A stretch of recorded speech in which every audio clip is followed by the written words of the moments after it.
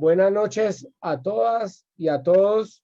Damos inicio a la sesión 17 de la Escuela Germán Rojas Niño. Hoy nos acompaña el compañero Fabio Cardoso. Fue concejal por el ADM 19. Fue gestor de paz de la gobernación del Valle del Cauca. Fue profesor de universidades o es profesor de universidades. Ahora hace parte como en una asesoría de la alcaldía de Cali. Hoy nos viene a compartir el tema coyuntura política en Colombia, de Colombia. Entonces, compañero Fabio, tiene la palabra. Muchas gracias, Mauricio. Un cordial saludo a todos los compañeras y compañeros. Para mí es honroso tener la oportunidad de conversar con ustedes, de compartir algunas reflexiones sobre la coyuntura. Hablar de la coyuntura hoy es un ejercicio que a un público como ustedes, que están vinculados a la campaña, que han tenido experiencia, trayectoria política, que el tema de la política no les es ajeno, sino uno de los asuntos de mayor interés, podría resultar un tanto inane, un tanto vano. Sin embargo, me voy a atrever a hacer algunas anotaciones que seguramente ustedes las han revisado, las han pasado por alto, algunos otros se han detenido, pero creo que es importante hacerlas. En algunas cosas podría parecer un tanto redundante, pero me voy a atrever a plantearlas. Bueno, lo primero que quiero señalar es que pues no solamente me quiero detener en la descripción de los rasgos de la coyuntura, sino que voy a atreverme también en hacer un poco de perspectiva política. Es decir, ¿qué va a pasarle a Colombia un día después de la elección de Gustavo Petro? ¿Y cuáles son, digamos, los elementos de mayor riesgo hoy en esta campaña que está por terminarse en esta primera vuelta? ¿Qué podría pasar, digamos, en estas calendas? Bueno, lo primero que se me ocurre compartir con ustedes lo siguiente, es que lo que ustedes siempre han escuchado, y es que en Colombia, por primera vez en la historia, hay un candidato con la enorme probabilidad de ser presidente de la República con las condiciones y características de Gustavo Petro.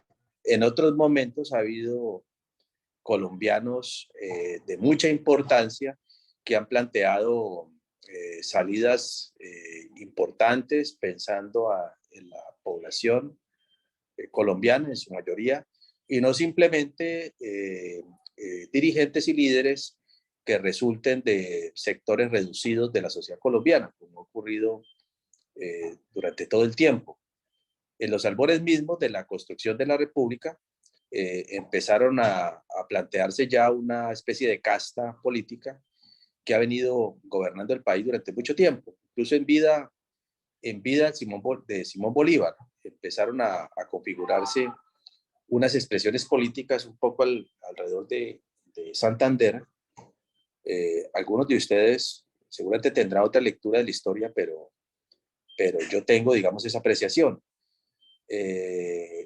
Antes de fallecer Bolívar ya habían unas tendencias que se expresaron incluso en los tiempos mismos de la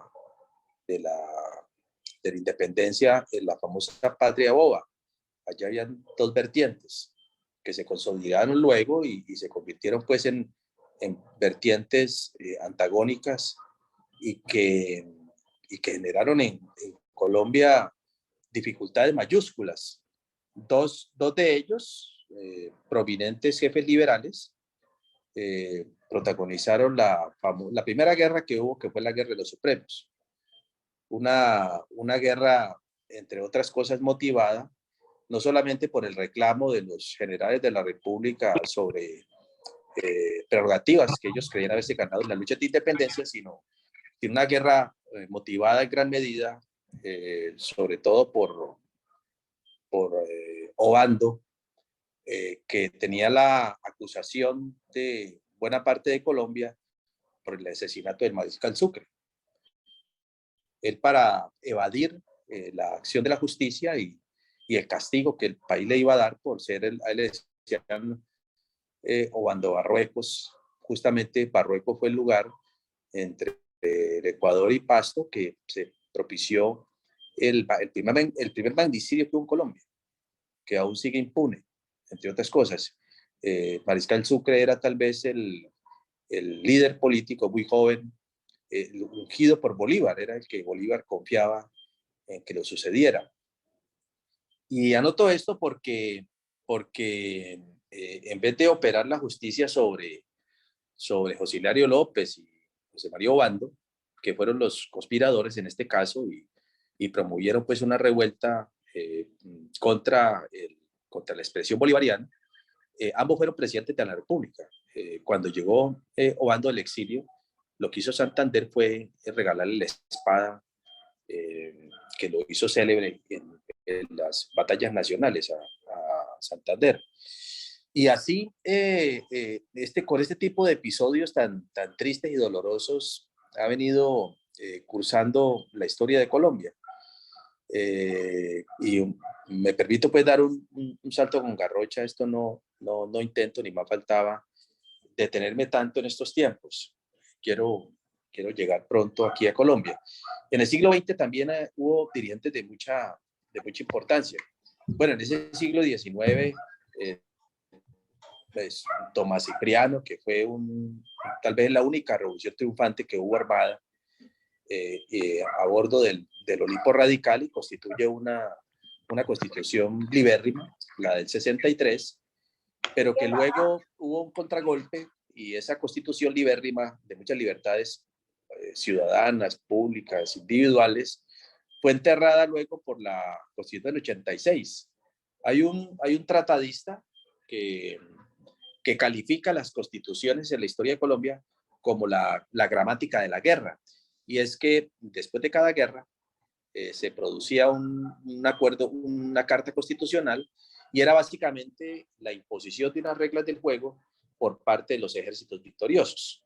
En este caso, después de la toma del poder de Tomás Cipriano, crea la Constitución del 93, la concibe, y posteriormente es enterrada después del triunfo conservador en el 86. Esa Constitución nos gobernó a nosotros durante un siglo, y de manera muy especial fue una Constitución que la hizo pues un filósofo conservador que fue Caro, en compañía de Núñez, pero realmente el pensador allí era Caro. Una Constitución conservadora, nos gobernó durante un siglo, y ese señor nunca salió de Cundinamarca, de Bogotá, y sin embargo fue una Constitución para todo Colombia que duró más de un siglo. Más aún, hay muchas instituciones todavía que son propias de ese enclave, que son enclaves de esa Constitución y son propias de ese espíritu conservador. Y en el siglo XX, pues por antonomasia hubo dos líderes muy importantes en el punto de inflexión antes, perdón, del siglo XIX y XX, pues se da la Guerra de los Mil Días, y allí se dirige pues con mucha fuerza un gran colombiano. Hay una biografía de él que yo se la recomiendo, de Eduardo Santa, que llama así precisamente un gran colombiano, y es la biografía de Rafael Uribe Uribe, que fue la guerra de fin de siglo y comienzos del otro. Uribe Uribe tiene un espacio, un lugar destacado en la historia nacional. Fue un gran líder militar, liberal.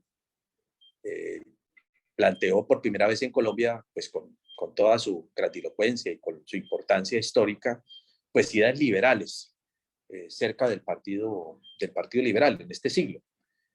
Bueno, en otro momento se han ventilado también, pero el general, pues por su gesta, el héroe de Peralonso se le conoció por la batalla de Peralonso, pero con la batalla de Lomareda, que es donde perdió digamos, su gesta, allí también se echaron humo las ideas liberales, y algunos dicen que para siempre. En todo caso, unas décadas después, de la mano de un líder liberal también muy importante. Petro Cárdenas los reivindica esos nombres. En el año 36, López Pumarejo, con su famosa Revolución en Marcha. Petro, cuando convoca a los liberales, dice que él quiere convocar a esos liberales lopistas, esos liberales con ese espíritu revolucionario de los revolucionarios del 36, aunque en el segundo mandato López se echó un poquito para atrás, ¿no? Ahí en el gabinete de López Pumarejo hay un destacado colombiano también que es Murillo Toro, y lo traigo a colación porque Murillo Toro se llamaba un secretario, era el secretario de Hacienda. El secretario de Hacienda era hoy el ministro. Murillo Toro planteó por primera vez que las tierras improductivas serían expropiadas si no se explotaban productivamente, y que quienes tuvieran determinado número de tierras en Colombia tenía que pagar también impuestos. Es decir, eso que escandalizó a los terratenientes del siglo XXI había sido planteado hace más de un siglo por un ministro liberal. Era precisamente el ministro de Hacienda o el secretario, como se le llamaba, de Alfonso López Pumarejo. Luego viene en los años 50 el asesinato de Horace Gaitán, también un líder liberal, prominente, de ideas socialistas, un brillante orador, estudió Derecho en Italia, y esa aparición fulgurante de un caudillo como Gaitán, pues produce una catástrofe en Colombia, que fue el periodo conocido como el de la violencia. Fíjense ustedes que estos líderes, todos surgidos del Partido Liberal, pero el Partido Liberal también ha sido un partido que ha sido acusado por algunos pensadores y líderes como un partido que siempre ha traicionado las ideas y al pueblo colombiano. El partido Liberal, en muchos casos, terminó apropiándose de las banderas populares, algunas exhibidas, ondeadas por los comunistas que en varios momentos de la historia de Colombia legalizaron su partido, o por expresiones simplemente populares, lograban el partido a través de sus líderes recoger esas banderas, pero posteriormente terminaban entregándosela a las oligarquías. Cuando asesinan a Gaitán, sale la dirigencia del Partido Liberal para evitar pues que el país se desgarrara, a hacer el reclamo a presidente conservador, y la conclusión después de esa conversación, que el pueblo estaba esperando qué pasaba de un acontecimiento tan grave como ese, terminaron fue con dos ministerios. Entonces ha sido un poco la historia triste. Por eso les decía a ustedes que el fenómeno Petro tiene la virtud de ser un fenómeno cocido, caldeado, fraguado en otras canteras, en las canteras de la lucha popular, en las canteras que de alguna manera también forjaron nuestras vidas. Nosotros realmente somos pues un grupo de privilegiados que tenemos un origen igual al de Gustavo. Gustavo ha tenido la audacia, el arrojo, la inteligencia que seguramente muchos de nosotros no tenemos o no tuvimos, o probablemente muchos de nosotros la tienen también, pero que Gustavo logró tener una lectura de este momento que le ha permitido emerger, y ha tenido sobre todo el gran valor, la gran decisión de convocar al país y de construir un proyecto político en Colombia en medio de las presiones, en medio de las amenazas. Gustavo ha sido realmente un gladiador. En su historia de vida, Gustavo reclamaba un lugar de centralidad en esa vida que compartimos con él. Un lugar de centralidad que en muchos casos no tuvo. Para mí Gustavo es un héroe hoy, y eso tiene incluso mucho más valor. claro, ese heroísmo de Gustavo y de alguna manera lo que pensamos nosotros hoy, la visión y la concepción que tenemos de nuestras vidas, fue construida en esos momentos. Realmente el paso por el M fue un momento mágico, de mucha fuerza, de mucha concurrencia energética que yo diría nos insufló a todos para el resto de nuestras vidas.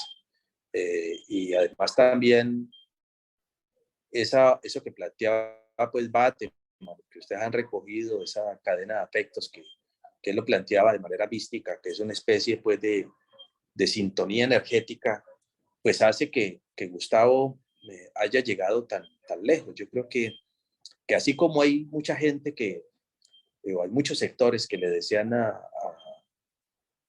Gustavo toda suerte de tribulaciones, yo creo que él logra conectarse con el país y el país genera, digamos, y centra en su figura toda su energía positiva.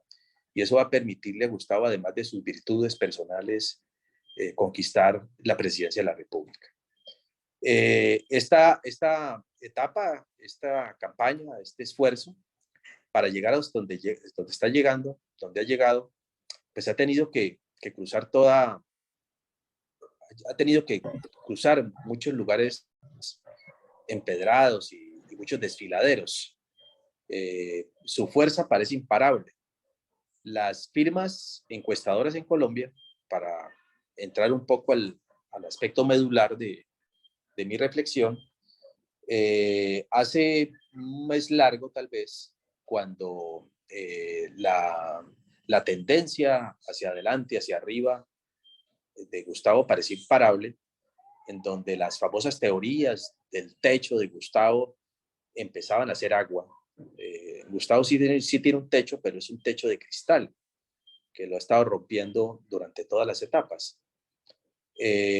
Hubo un asunto que nos llamó la atención a quienes le ponemos la lupa a este tipo de asuntos, que cada vez genera mayores desconfianzas. Me refiero pues, a las mediciones que hacen las firmas encuestadoras, que en este caso la mayoría de ellas han tenido de alguna manera relación con el gobierno existente y tiene relación pues con los superpoderes que existen en Colombia.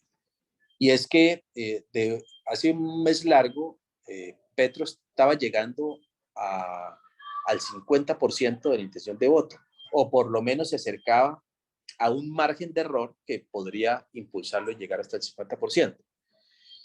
Luego de esa circunstancia y un poco las otras candidaturas apocadas, la de Fico no existía, existe después de la consulta,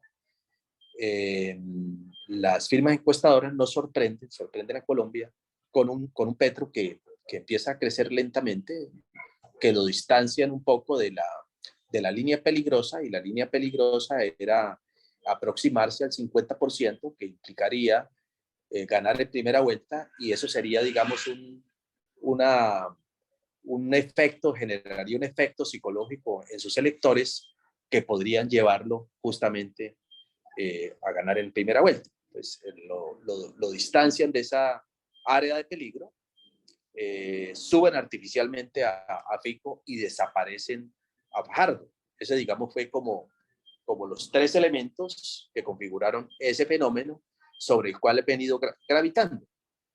La encuesta de Jan Haas hace unos días que los apachurró porque fue el resultado, se hizo en un momento después de una campaña muy agresiva, que en algunos momentos yo vi a Gustavo un tanto desequilibrado, sobre todo con los temas de la conversación que tuvo el hermano en la cárcel. Yo sentí que cuando salía en las primeras de cambio, cuando salía a explicar la razón de su hermano, a tomar distancia, a veces a justificarlo, cada vez lo veía más enredado. Y nos recordaba un compañero que eso suele ocurrir bajo la altísima presión que tiene él. Eso le ocurrió, recuerden ustedes, a Noemí en algún momento de la campaña, cuando venció a Uribito, que a Noemí le debemos esa hazaña, o si no hubiéramos tenido a Uribito de presidente. Uribito era conservador, hicieron una consulta interna y ella en el último periodo de la campaña una vez se desvaneció en una tarima. Recuerden ustedes también lo que le pasó a Antana después de la campaña de caballo discapacitado y tal cosa. Antana se desequilibró emocionalmente y en un momento clave del debate, Antana sale dando tumbos, sale desconectado, en vez de hacer un discurso coherente, empezó a hacer una agitación que todos poco entendimos, y Antanas desinfla la ola verde. Algunos temíamos que eso le estuviera pasando a Gustavo, pero realmente Gustavo es un hombre de una gran voluntad y sobre todo de una gran fortaleza psicológica. No le hacen daño y sobre todo también hoy goza de cierto teflón. El teflón mismo que le da, que se le da siempre al líder, al primero, al primero inter pares. Entonces, eso fue un baldado de agua fría para sus contendientes, especialmente para el Uribato, que se siente representado, que es representado mejor por Fico. Se dan cuenta que esa campaña feroz de mendacidades, de infundios, no logra permear en un electorado petrista que ha venido ganando altura y madurez política. Ese, digamos, es una primera conclusión que es de mucho valor. Esta campaña que se ha caracterizado o que se ha calificado, que se ha etiquetado por una campaña polarizada, esa polarización lo que indica son varias cosas, no solamente aspectos negativos, que evidentemente la tienen, entre otras cosas, por lo siguiente. Obama decía hace poco que una campaña o un candidato que pretenda excindir el país, en la campaña después va a tener dificultades para gobernar ese país excindido. Y en eso tiene razón. Pero el lado positivo de la polarización es que hay un país no solamente polarizado, sino politizado. Es decir, hoy Colombia está en las comidas, en las reuniones, en la calle, en toda parte. Hoy está esa conversación. Y esa conversación se ha ido cualificando también. A uno lo sorprende cualquier persona que le haga análisis importantes a uno, anotaciones inteligentes, agudas, ¿cierto? Claro, también a veces se le resta nivel por las furias que hay desatadas en todos los campos, por el temor que tienen muchos, temor infundado, entre otras cosas, vendido hábilmente por la propaganda del régimen, del tema Gustavo. Entonces, pero la polaridad significa eso, que el país está altamente politizado y ha venido ganando y ha venido cualificándose, especialmente en los centros urbanos más grandes del país, o los centros del país. Y ha venido también extendiéndose el interés por la política en todos los lugares de Colombia. Esperamos que haya una copiosa actuación electoral de los colombianos y podrían presentarse en Colombia sorpresas. A decir de las encuestas todas, es que si bien hay una diferencia que lo estamos doblando en Jan cuando mostró los resultados, yo me acordé de la canción de José José, de 40 y 20, estamos más o menos así. Aunque nada tiene que ver pues el amor con esas mediciones, pero se me pasó por la cabeza. A decir por las encuestas, no va a haber, segunda vuelta, ¿sí? Pero en Colombia pasan cosas que impactan mucho el país y que esas cosas pueden tener efectos y resultados que no se alcancen a medir. Recuerden el tren de Atocha en España, un bombazo cambió el curso de las elecciones de un día para otro. Un bombazo a la democracia como lo que acaban de propinar el gobierno del presidente Duque en Medellín puede generar un cambio sustantivo. Les cuento una cosa, cuando uno mira las elecciones por regiones, en la única parte en Colombia y con algunas dudas en la costa Caribe, en la única parte en donde nos dan sopa y seco, ¿cierto? A pesar de que se ha permeado y se ha ganado presencia y y votación es en el eje cafetero y en Medellín, ¿cierto? Al punto, pues, que nosotros nos hemos fijado también como desafíos aquí en el Pacífico colombiano, que el Pacífico es muy petrista, sacar un número importante de votos, estamos hablando de 1.200.000 votos, para compensar de alguna manera lo que pueda pasar en Medellín en el eje cafetero. Y es precisamente hoy el epicentro de un acontecimiento que puede tener efectos paradójicos para el gobierno. El gobierno quiso cancelar a un importante líder que está al frente de la ciudad capital en Antioquia, y con eso debilitar la campaña de Gustavo.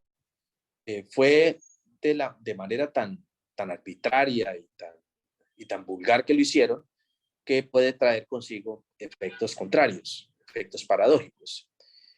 No solamente hay una equivocación flagrante, un desafuero legal de la procuradora cuando lo destituye, por lo que ustedes ya conocen, porque hay una normativa internacional y esa normativa internacional hace parte del bloque de constitucionalidad, es decir, hace parte de la legislación nuestra con jerarquía constitucional, en donde un funcionario de carácter administrativo no puede reducir, disminuir, afectar los derechos políticos de una persona elegida popularmente, y tampoco puede comprometer los derechos del elector. A pesar de una sentencia, justamente el caso Petro, ¿sí? La procuradora, exministra de Duque, incurre en esa decisión, pero además de eso, el presidente, con base en esa decisión, incurre también en un desafuero, también de ese tamaño, al designar un alcalde ad hoc que no hace parte de una terna política de quienes inscribieron la candidatura del alcalde. Es decir, hay un doble prevaricato allí, tanto de la procuradora y el presidente de la República. Eso ha generado en Medellín mucha indignación. El alcalde de Medellín es un hombre polémico. Los alcaldes y el ejecutivo toman decisiones que al paraíso uribista, entre comillas, porque está dejando de serlo, o mejor, al paraíso de los empresarios del GEA, pues les ha generado muchas tensiones y ha generado también una opinión contraria, o ha venido exacerbando esa opinión contraria de algunos sectores contra el alcalde de Medellín. Pero fue tan ordinario, digamos, tan chapucera la decisión de la procuradora y del presidente, que han generado incluso solidaridad de sectores que no eran muy afectos al alcalde, y también ha logrado que se cierre filas por la defensa de la democracia misma, que es lo que está en cuestión, no tanto ni la suerte del alcalde, sino la democracia misma. Ellos, como en el caso de la votación que hizo el Congreso de suspender la ley de garantías, saben a ciencia cierta que están cometiendo un desafuero, pero como en el caso anterior, quieren aprovechar ese espacio mientras se resuelve para intentar torcerle el curso a los acontecimientos en Antioquia, que tienen un doble propósito, a mi juicio. Uno, afectar la campaña. Ellos están convencidos que el dueño de la campaña es el alcalde. El alcalde es un líder importante, pero a estas alturas del partido, la campaña de Gustavo Petro está en las manos del pueblo. Este ejercicio que estamos haciendo nosotros, este no es un ejercicio que está orientado por la campaña del pueblo. Este es un ejercicio que ustedes lo tienen allí regulado, pero me invitan a mí hoy, digamos, en el marco de una campaña que está por terminar en 10 días. Y así mismo como hoy, están conversando muchos colombianos en las esquinas. Aquí en Cali hay un cordón sobre toda la Quinta, que es tal vez la arteria principal de Cali. Un cordón de petristas. Allí hay gente de la alcaldía de Santiago de Cali, hay voluntariados, y están colmando varios kilómetros de la avenida Quinta, que es una avenida tal vez la más transitada de Cali. Quienes conocen Cali sabrán de qué estoy hablando. La Avenida Quinta, que ha sido pues inspiración hasta de las notas poéticas y musicales del grupo Nietzsche y de Guayacán, hoy está tachonada por la presencia de voluntarios petristas. En Medellín, en Colombia, hoy esta es una campaña que no es posible contener, no es posible copar organizativamente. Muchas de las personas están angustiadas porque se sienten que no están vinculadas a la campaña de Gustavo. Yo le digo a esas personas que lo más cerca que yo he estado de Gustavo Petro es a 200 metros, en Cali y en Jamundí. Yo no me metí hasta el corazón de la manifestación. Yo ya soy medio cucho, como están viendo ustedes, y yo permito más bien que pues sean las otras personas quienes intenten aproximarse más, y yo me quedo afuera disfrutando el espectáculo de esa fiesta democrática que desde los años 90, a comienzos de los 90, cuando la desmovilización, a finales de los 90, cuando se produce la desmovilización nuestra, yo no veía plazas llenas como las llena hoy Gustavo. Aquí en Cali yo vi unas plazas hermosas, coloridas, que las tengo grabadas en mi cerebro y en el corazón, cuando Pizarro llenó plazas en Cali, en el Valle, en Colombia. Hoy lo está haciendo un compañero nuestro también, llenando las plazas en Colombia y sobre todo llenando de esperanza el corazón de los colombianos. Así que yo creo que el fenómeno de Gustavo es un fenómeno imparable. Yo creo que nosotros estamos acompañando la campaña del virtual presidente de la República. Eso nos debe llenar a nosotros de mucha fuerza, pero también creo, un poco para ir terminando, que tenemos que pensar un poco más allá de las elecciones. Claro, en su momento, en estos momentos, en este periodo no podemos descuidarnos, y creo que hay que hacer el acento y hay que darle mucha fuerza a la campaña de Gustavo. La campaña de Gustavo está en las calles, está en las cuadras, está en los barrios, así como los liberales, los conservadores se han construido expresiones interesantes como conservadores con Petro, liberales con Petro. Un grupo de amigos como yo nos inventamos independientes con Petro.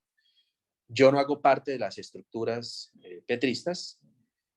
Me perdonan ustedes, seguramente ustedes lo estarán algunos, pero yo creo esas estructuras en algunos momentos son muy sectarios los muchachos. Y yo, ese independientes completo, ha permitido que gente que no tiene partido, que me conocen, que me están conociendo, que no se han visto convidados por las estructuras y dinámicas del petrismo, pues lleguen aquí, y ha ido ganando audiencia. Pero estoy pensando mucho más allá de la campaña. Estoy pensando incluso en crear una especie como de corriente de opinión que le sirva al gobierno incluso de Petro. El gobierno de Petro va a ser un gobierno muy complicado. Ineluctablemente a Petro le va a tocar gobernar un país exhindido, probablemente no por la mitad. Yo creo que Petro va a ganar sobrado, pero van a haber sectores muy poderosos que van a estar haciéndole oposición.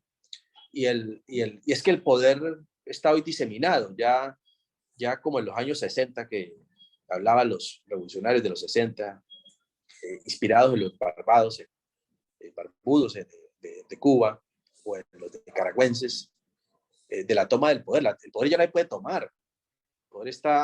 El poder está fracturado, diseminado. Hay muchos poderes. Está el poder de los banqueros, de los empresarios, de las agremiaciones, de la delincuencia.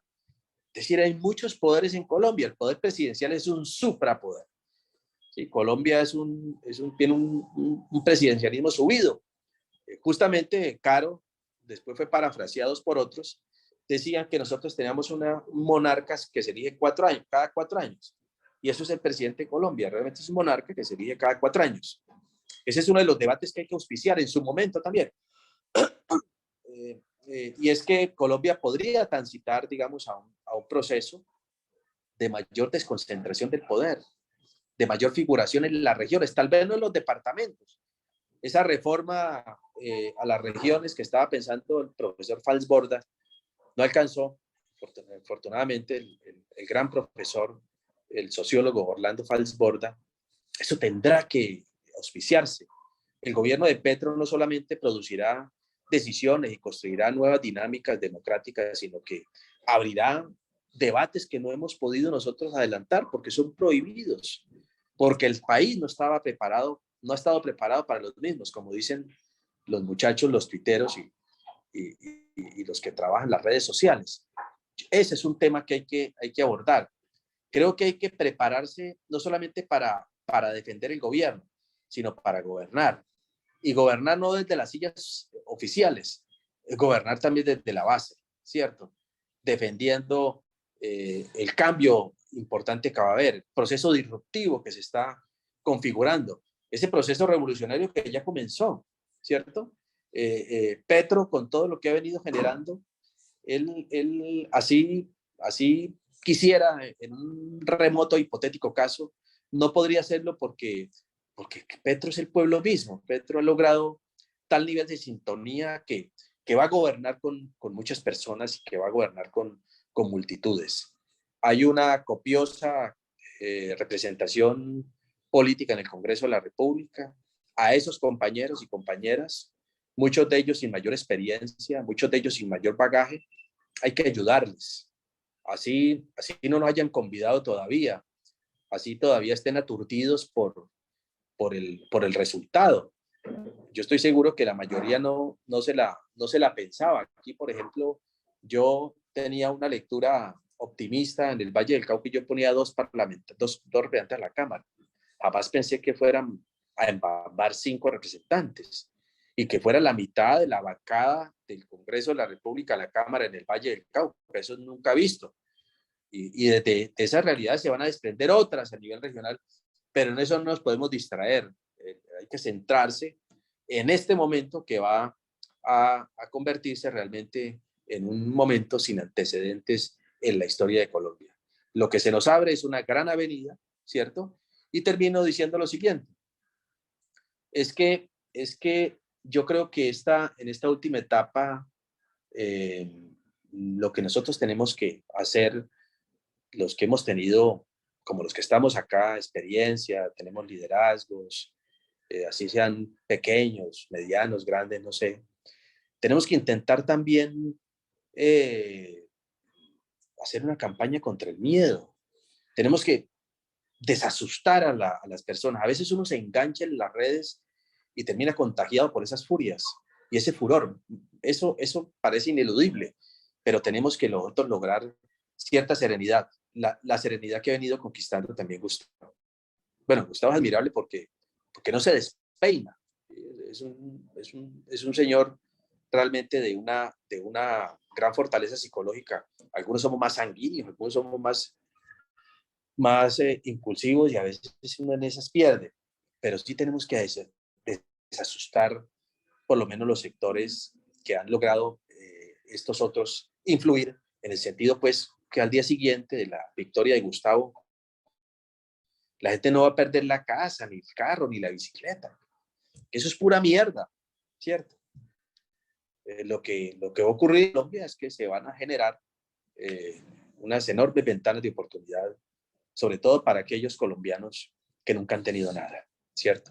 O aquellos colombianos y colombianas que han tenido muy poco a pesar de sus esfuerzos y a pesar de sus méritos.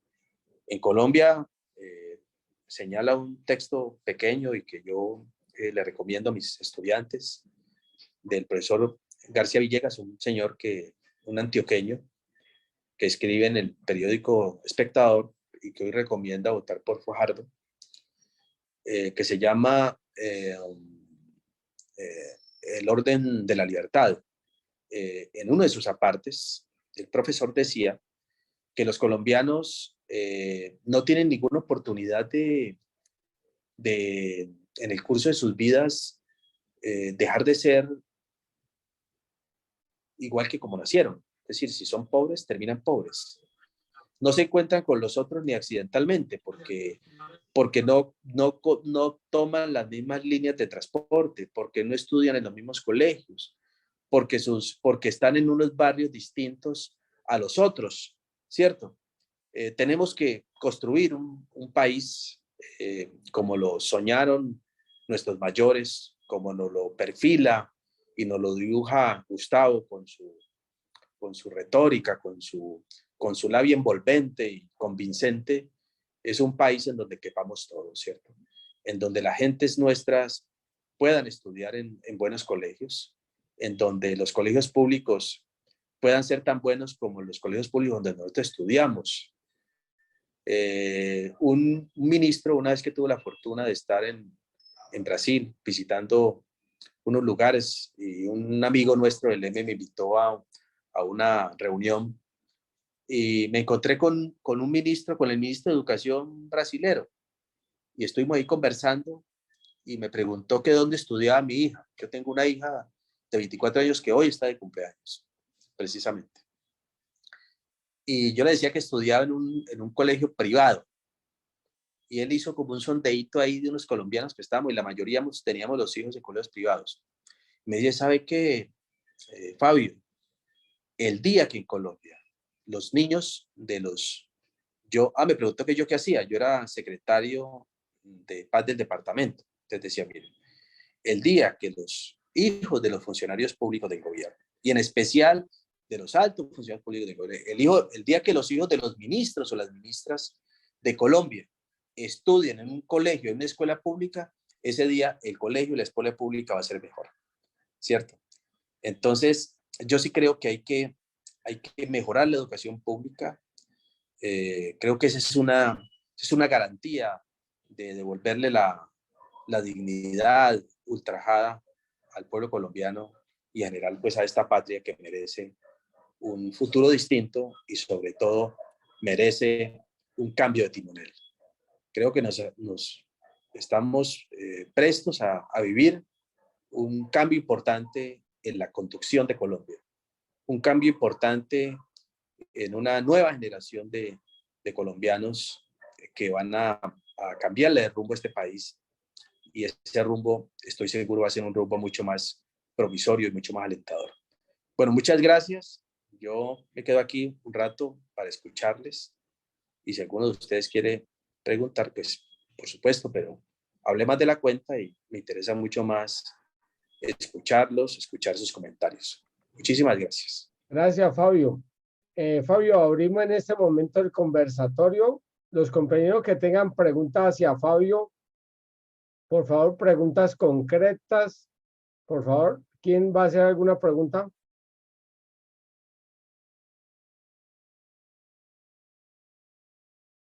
Fabio explicó muy bien porque nadie quiere hacer preguntas. Bueno, yo quisiera saber algo, y es, pues es como pensar, es una pregunta para responderla desde un punto de vista de pronto subjetivo, ¿sí? Porque pues va desde la subjetividad, y es en cuanto algo que de pronto muchos nos preguntamos, y es, nosotros tenemos ya la convicción, apoyando a Gustavo Petro, de que él pues va a ser el presidente, con Francia Márquez como vicepresidenta. Generalmente, y ahora hace un rato nos hablabas un poquito de lo que sucedió con Antanas Mocus.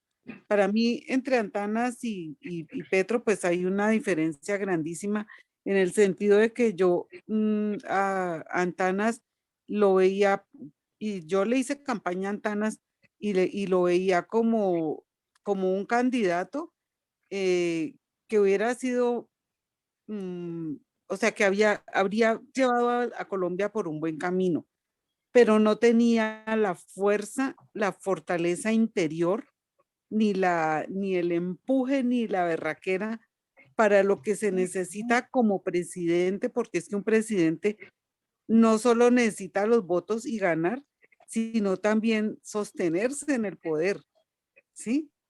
O sea, poder aferrarse a ese poder, y no solo aferrarse, sino poder tener las manos para agarrarse y las manos para ejercer, porque el proceso de gobernabilidad, que hasta ahora no lo hemos podido experimentar desde alguien diferente a los mismos de derecha, el ejercicio de gobernabilidad en la presidencia de Colombia, no sabemos cómo podría resultar desde la izquierda, porque va a haber muchísimas fuerzas pretendiendo pues, que él no pueda gobernar bien. Entonces, la pregunta mía va es hacia cómo concibe usted o hasta dónde cree que Gustavo pueda tener esa fuerza y esas cuatro manos para agarrarse y para gobernar, para ejercer ese poder sin dejarse ni amedrentar ni tumbar por las otras fuerzas que van a venirse cuando él pues gane las elecciones. Bueno, ese es una... Ay, mire la pulsera que yo tengo puesta hoy, la puse para esta reunión. Fabio, no me chicané, Fabio, no me chicané. También tengo una gorrita de esa, hermano, pero ya quedaba Pero no como tiene esto, sobreactuando. no Esa tiene es mía. esto, no tiene esto atrás. No, no lo tengo. Bueno, yo pues también tengo temores, ¿no? Yo creo que Gustavo, un primer momento, digamos un momento de verdad, en donde tiene que acertar, yo pensaría que Gustavo tiene que configurar un equipo de gobierno de una altísima solidez técnica, ¿cierto? No precisamente una escuela tecnocrática, pero algunas carteras tiene que haber mucha solidez. Estoy hablando pues de la cartera de Hacienda, la cartera de Justicia, de planeación. Bueno, algunas tiene que ser un equipo de gobierno muy sólido. Tiene que ser un equipo de gobierno plural también, ¿cierto? Gustavo no podría pues gobernar simplemente con sus amigos. Claro, sí debe gobernar con personas que compartan con él su proyecto de cambio, que tengan también la decisión, el arrojo. Ese ejercicio de gabinetología va a ser un ejercicio muy complicado, ¿cierto? Va a ser un ejercicio muy complicado porque muchos esperan, eso no se siente ahora y menos entre nosotros que somos gente de base, pero sí hay sectores que se acercan a Gustavo y que deben estar haciendo cuentas y pensando en hacer parte de su gobierno. Yo no creo, por ejemplo, que un hombre como Roy Barreras esté allí simplemente haciendo patria. Bueno, tampoco lo quiero descalificar y hago mal hasta mencionarlo. No debía ser, lo hice ya. Pues ya per se le ha ido muy bien. Aquí en el Valle, una de las representantes en la Cámara fue una ex compañera suya. Y en otros lugares del país ha logrado ubicar y ha sido un hombre importante. Por ejemplo, hay que reconocerle a Roy que gracias a él y a un equipo de abogados se recuperaron casi 1 millón de votos que los querían escamotear en la registraduría. Pero muchos sectores van a estar allí. Hay que tener mucho equilibrio, mucha templanza y mucha fortaleza. Eso lo ha demostrado Gustavo. Ojalá lo iluminen los dioses, ¿cierto? O el dios cristiano, que es el dios de Gustavo. Él se ha confesado creyente. Se ilumine para una buena decisión. Usted tiene razón, en esa primera va a ser muy complicado. Entonces, uno, que haya gobernabilidad, y lo otro, que se construya un modelo de gobernanza, es decir, un modelo colaborativo, relacional, con amplios sectores del país, que a lo que yo me refería ahora, que pueda gobernar también y que el pueblo sienta que están gobernando junto a él, ¿cierto? Que sus políticas lleguen a mucha parte, y ahí es clave pues que haya gente como nosotros y como muchos colombianos que ayudemos en ese ejercicio, porque va a ser un ejercicio de un enorme desafío sin antecedentes en Colombia. seguramente le va a ser mucho más difícil aplicarle la que le hicieron en Bogotá, que yo no sé cómo pudo gobernar, incluso fue destituido. Bueno, el presidente de la República goza de una gran inmunidad, de una gran fortaleza política, de una gran jerarquía política, y realmente ese es un soberano, el presidente de la República, que también hay que saber mesurar esa enorme investidura que tiene a Gustavo. A Gustavo siempre se le ha señalado de ser un tanto autócrata. Yo no creo tanto eso. A Gustavo yo creo que es un hombre incluso tímido, pero Gustavo sí, eso es lo que dicen quienes han trabajado con él más cercano, ha tenido dificultades en la configuración de equipos, ¿cierto? Aunque cuando en la campaña lo que uno siente es otra cosa, son equipos. En el Valle, por ejemplo, el representante el gerente de la campaña es un muchacho muy joven. Cuando lo conocí yo me sorprendí, su juventud, pero me sorprendió más su inteligencia política. Cuando lo escuché yo dije, oiga, este muchacho, en fin, hay un poco de cosas que son realmente desconocidas. Perdón, Y ¿cómo se llama el gerente de la campaña en Cali? Sebastián se llama. Sebastián es un muchacho que trabajó con él en la primera alcaldía de Bogotá, e incluso me enteré que muchos de los parlamentarios elegidos fueron a decirle a Gustavo que lo relevara, que porque era mejor poner a alguien de mayor jerarquía. Gustavo los devolvió. Eso me gustó mucho. Ustedes preocúpense por impulsar la campaña, que yo soy responsable de los asuntos administrativos de la campaña. Yo decido quién pone, y lo refrendó y lo fortaleció. Entonces, hay muchas personas que están colaborando allí, pero para terminar, es el ejercicio de gobernar en un país que ha sido gobernado durante más de 200 años por unas castas, unas roscas. Hace poco hubo un estudio de un tanque de pensamiento en donde hacía las cuentas y son 40 familias las que han gobernado todo el tiempo en Colombia. Ya el profesor Colmenares, hay un texto famoso que se llama Los verdaderos dueños del país, pero esos son un poco los dueños de la plata. Este estudio reciente, que fue publicado incluso por las redes, habla de 40 familias que han gobernado Colombia, ¿sí? Que son las élites de Colombia, que la han gobernado o que la han mal gobernado. Y pues va a llegar un señor que nació por allí en un pueblito escondido de la costa atlántica y que se fraguó en las canteras del movimiento popular y revolucionario. Eso es un asunto sin precedentes, pero que seguramente va a generar toda una dinámica distinta, va a encarrilar por otro lado la historia de Colombia. En todo caso, de nosotros depende que esa dinámica sea una dinámica que logre sustentarse y que logre cambiarle positivamente la vida al país, a los colombianos. Pide la palabra, señor, el compañero Javier Fallado. Tiene la palabra, Javier. El profesor Fallado. Hola, ¿cómo estás, Fabio? ¿Cómo te va? Bien, hermano, bien, hermano. Ah, bueno.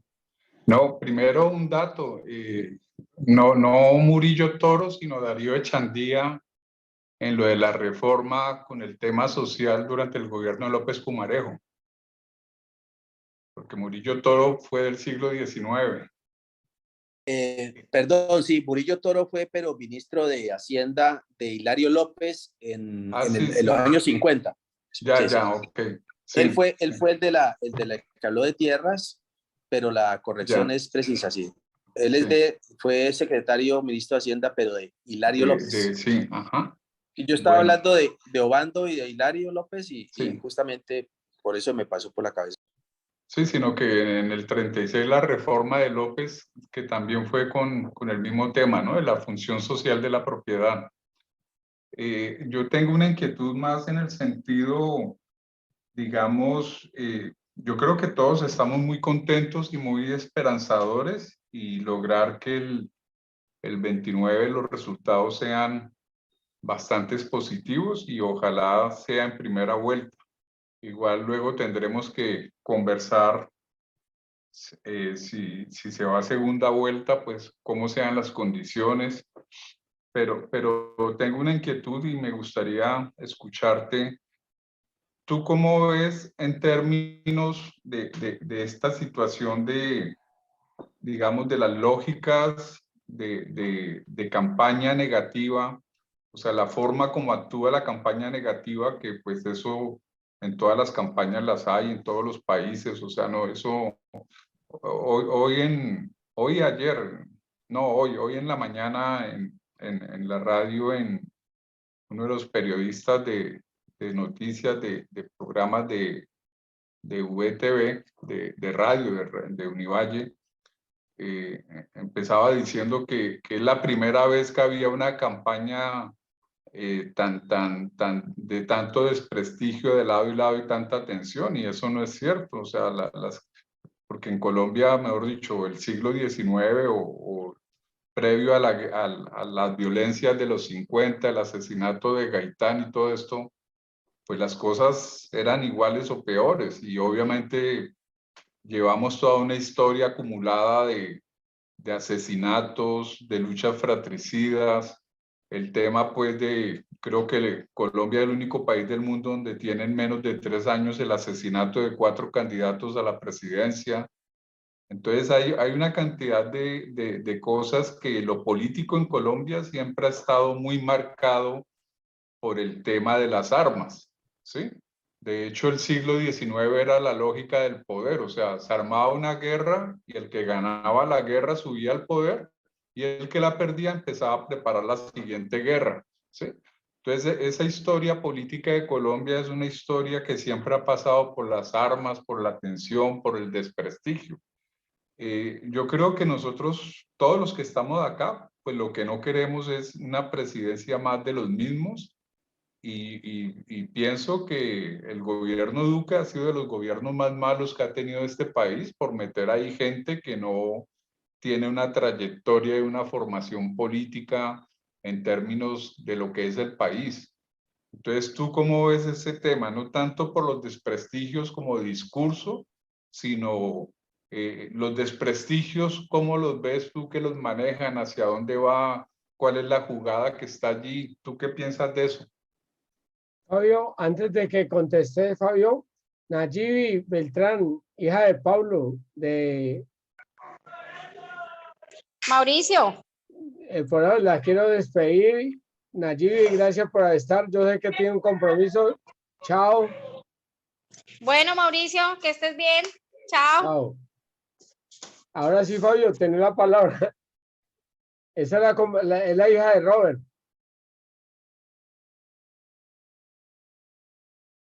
Micrófono. Micrófono, Fabio. Bueno, Colombia, sí, ya, listo. Bueno, tiene razón el profesor Fayad en el sentido que Colombia no ha logrado desconectar la violencia de la política, ¿cierto?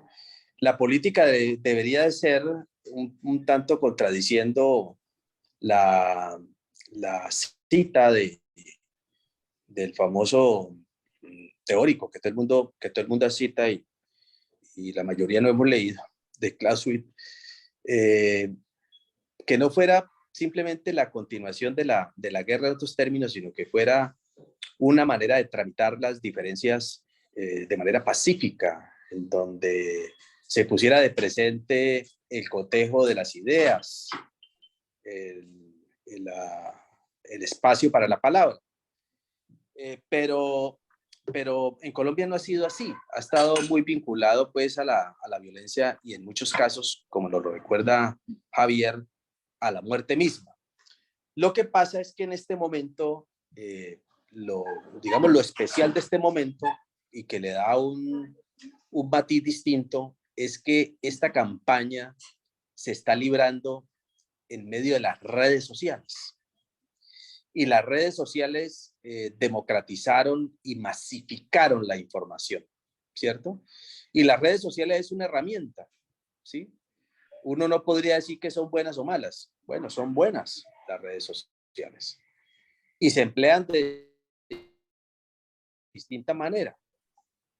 Las redes sociales han ido influyendo de manera determinante en las elecciones presidenciales. Recuerden ustedes que incluso la misma campaña de Trump fue señalada de haber sido afectada e impactada por Vladimir Putin a través de procesos logarítmicos. Incluso el Centro Democrático compró también una información, contrató también a una firma que podría a través especialmente de Face, afectar las motivaciones, las pulsiones políticas de los electores. Entonces eso hace que esta campaña sea especialmente afectada por estos elementos. Y los antecedentes en Colombia pues son proclives a los efectos que generan este tipo de ataques permanentes en la conciencia de los seres humanos. El antecedente que tuvimos nosotros con la campaña del referendo, pues es un antecedente devastador. Se construyeron historias, mendacidades, leyendas que uno diría que por lo absurdo que fueron, por la ausencia de un soporte teórico, de un soporte veraz, pues iban a ser desatendidas, pero no fue así. Terminaron incluso prosperando desde los púlpitos de iglesias tesis tan absurdamente irrisorias como el famoso rayo homosexualizador. Y sin embargo, prosperaron. Esas mismas poderes políticos, a esos mismos poderes que estamos hoy siendo enfrentados, los que se inventaron de alguna manera, traídos de otras latitudes. Nosotros, la izquierda, hemos sido muy malos para hacer política. Tal vez el que resultó adelantado de todos ha sido Gustavo, pero ha sido, digamos, por la concurrencia de muchas circunstancias que terminaron agigantándolo. Pero bueno, eso es no ser política, eso es no ser tramposo. Es decir, nosotros no somos tramposos. Pero la ofensiva que hay es precisamente reproduciendo ese esquema de mentiras, ese esquema de vender etiquetas que no responden al asunto. Es la civilización del espectáculo, de la que hablaba Mario Vargas Llosa en un libro, ensayo que escribió, y decía un poco que era la venta de las apariencias, pero que detrás habían otras cosas. Entonces nos venden figurines como los de Fico y empiezan a construir lo que hicieron con Duque y tal cosa. Pero creo, por lo que planteaba en algún momento, que es tal el nivel de madurez que ha venido ganando pues el pueblo colombiano a fuerza de golpes, de tribulaciones y de engaños, que parece ser que esta vez no deja que se confunda, desatiende esos ilusionismos que se le plantean, esos espejismos, perdón, que se le plantean, y va a tomar las decisiones correctas. Pero realmente lo que hace singular de estas últimas campañas es el influjo poderoso de las redes sociales. Gracias, Fabio. El compañero Freddy de Boyacá tiene una pregunta. Freddy.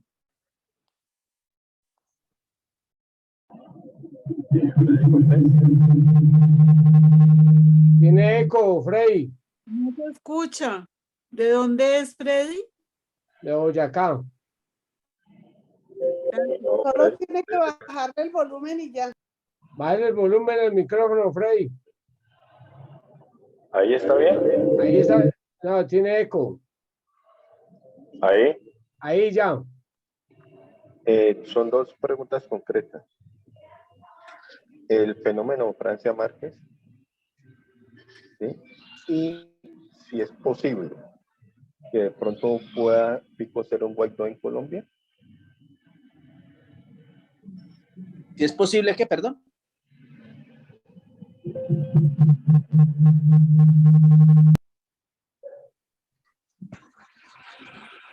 Bájale el volumen, Freddy.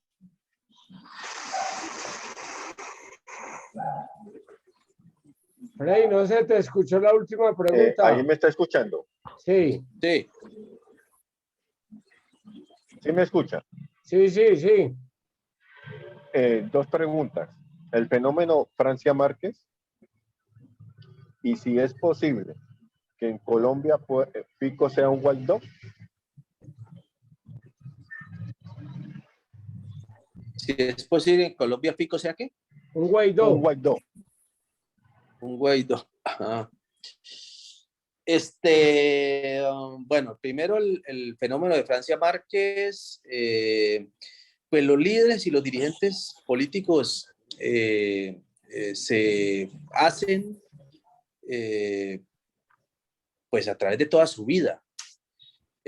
Francia siempre fue una decidida luchadora en favor de sus comunidades y en un momento importante yo le pido por favor a los compañeros que apaguen el micrófono, está ahí como una interferencia, o Mauro que pueda ahí Listo, gobernar dale. la reunión. Ya lo apagué. En algún momento de su vida ella decidió empeñar su liderazgo en favor de causas ambientalistas y por eso fue merecedora después del premio Goldman, que es una especie pues de Nobel en este campo. Y eso hizo que tuviera su voz resonancia global.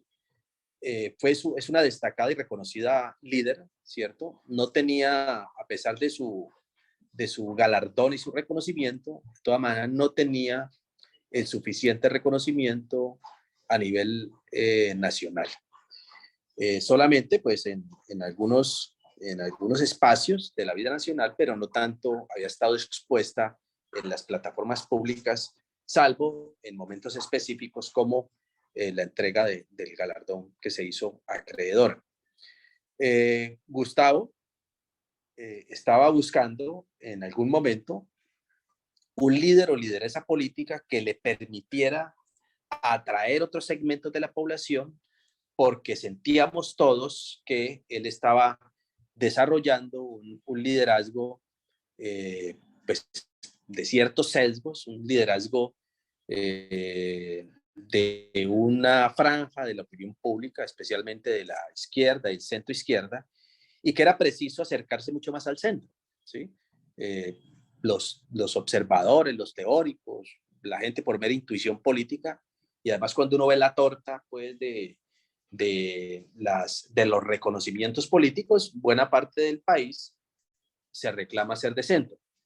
Entonces, en ese momento, pues estaba intentando acercarse incluso hubo conversaciones con la esposa de Vargas Lleras, se estaba aspirando en algún momento en un empresario de una trayectoria democrática o un empresario que planteara coincidencias con Gustavo en el campo de la economía o un líder liberal. Colombia sigue siendo un país liberal, ¿cierto? En su sentimiento, no tanto vinculado a sus estructuras, porque el Partido Liberal no existe. Los partidos en Colombia no existen, son simplemente proveedores de avales. Pero sí hay un sentimiento liberal en Colombia, especialmente de la gente mayor. Por eso los acercamientos con César Gaviria y estas cosas.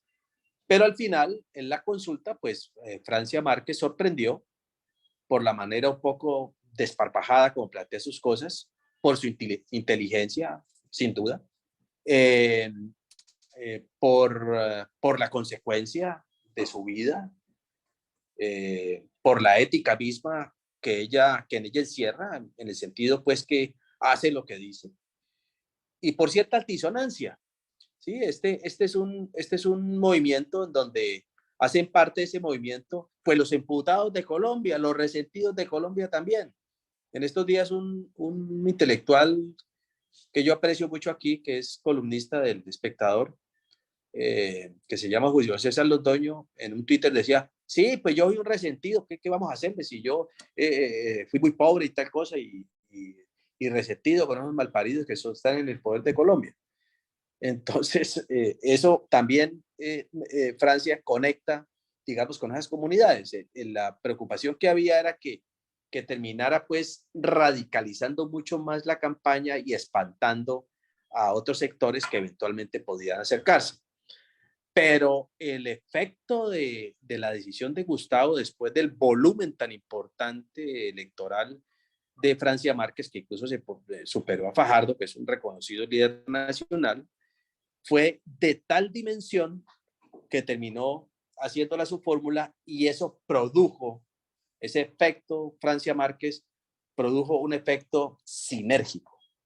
Es decir, ahí no se agregaron simplemente y aritméticamente los votos que obtuvo en la consulta, sino que los efectos fueron sinérgicos y geométricos, ¿cierto? Incluso un tanto inconmensurables. Nosotros no sabemos hasta qué punto Francia terminó empujando la campaña de Petro. No alcanzamos pues a mensurarlo con rigor, es muy difícil hacerlo, pero la verdad también le dio mucha identidad a la campaña. Es decir, es una campaña de estirpe popular. Es una campaña que interpreta las mayorías de este país. Las mayorías, no solamente de los descamisados, como en algún momento decían los argentinos, sino los sectores medios, golpeados, las personas que creen que Colombia puede ser otra cosa en medio de estas realidades. Y lo segundo es que, pues uno viendo la composición del Congreso de la República, el tema de Guaidó, pues va a ser una configuración distinta, muy distinta. Si bien no se van a tener mayorías, va a haber una fuerte bancada gobernista, por plantearla de alguna manera, pues, bueno, eso podría ser un poco inapropiado calificarla, pero va a ser una bancada democrática, progresista, interesante. Y creo también que muchos sectores luego van a acercarse a esa bancada, no tanto buscando favores del Ejecutivo, sino porque Colombia va a encarrilarse por una dinámica política distinta, ¿cierto? Para que no nos deje el tren de la historia, porque de ahí vienen las regionales, muy seguramente esos parlamentarios van a hacer parte de ese bloque democrático y progresista.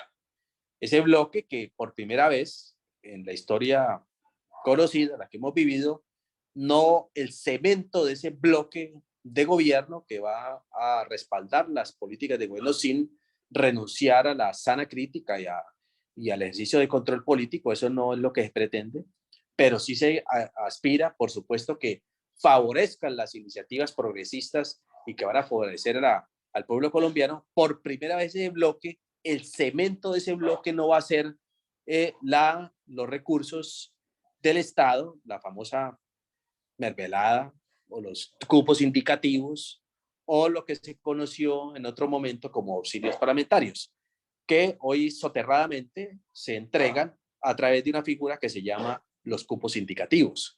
Entonces, no se va a feriar el presupuesto nacional para la configuración de esa bancada. Es decir, esa realidad del Congreso de la República va a impedir que se produzca una pantomima como la que vimos en Venezuela. En Venezuela, la Asamblea Nacional está en manos de la oposición de Maduro, ¿sí?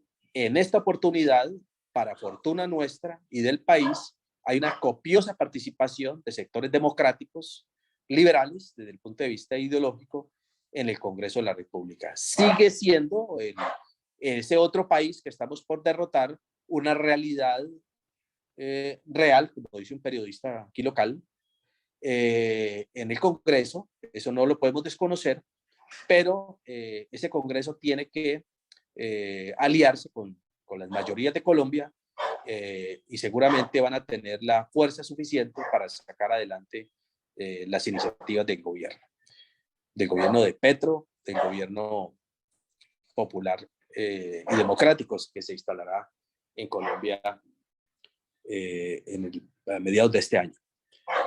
Compañeros, bueno, muchas gracias a ustedes. Fue un gusto haber participado de este evento. Yo quiero terminar diciendo pues que haciéndole un reconocimiento a Mauricio. Gracias a Mauricio, muchos de nosotros nos volvemos a encontrar y ha venido generando una dinámica importante que yo quiero destacar. Muchas gracias, tío Mauro. Usted es un líder muy importante que nosotros tenemos. Feliz noche. Gracias, Fabio, por acompañarnos. Y como digo yo aquí, y los compañeros saben, ya está anotado para una próxima, que le avisaremos.